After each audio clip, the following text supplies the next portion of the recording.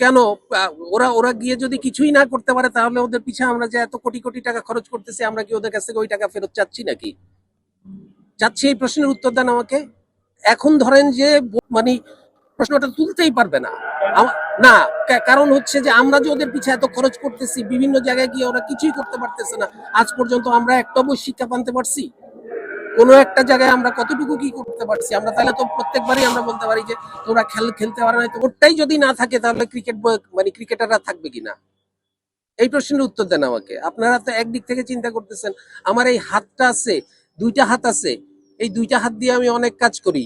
এখন আমার শরীরের সাথে হাত, আমার হাত না থাকলে শরীর থাকবে না, শরীর না থাকলে আমার হাত থাকবে না, আমার হাত না থাকলে আমার শরীর আর এই হাতের কোনো কাজ আছে?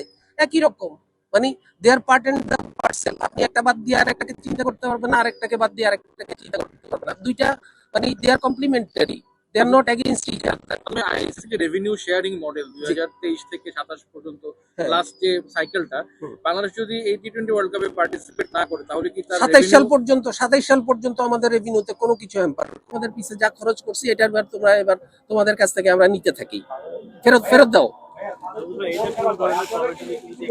জি, হয় নাই। এটা ক্রিকেট বোর্ডের কমেন্ট না। আপনারা যে প্রশ্নটা করলেন আমাকে, আমি সেই প্রশ্নটা আপনার